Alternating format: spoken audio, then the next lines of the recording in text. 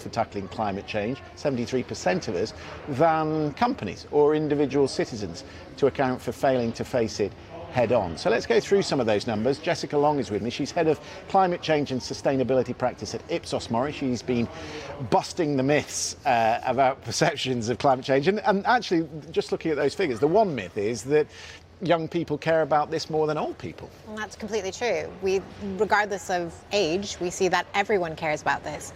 However, when we break it down a little bit further, we see young people are more angry, slightly more indifferent and fatalistic. So 1 in 5 people actually believe that, young people under 35 believe that there's nothing that to be done, it's too late.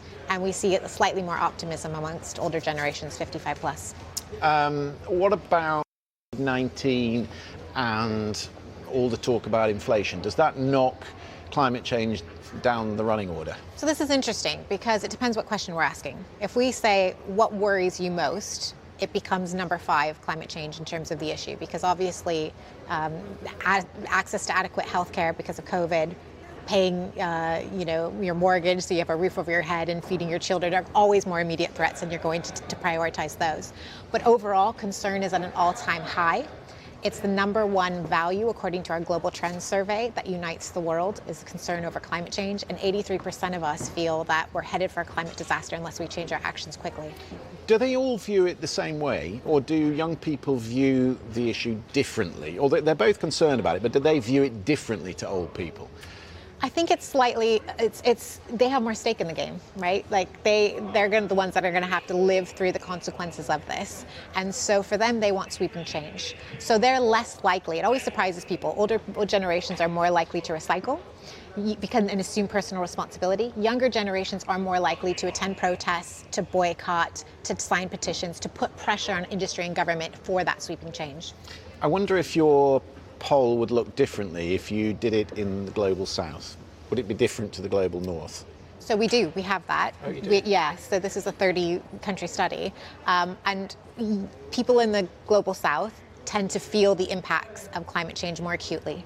And so what's interesting there is they start to make linkages. So for example, 65% of people globally feel that the pandemic is in some way linked to our mistreatment of the planet. And that skews towards people living in the global south specifically. So they also demand more pressure on government as well. So there's an urgency there and a direct impact to livelihoods that's not felt as directly in the global north. So we all care about it more, we're all passionate about it, but we don't vote on it, right? Because if we did, these politicians, they would be making the changes, and they don't. They think when we've all moved on to something else next week, climate change won't be such of an issue, not an issue at the ballot box.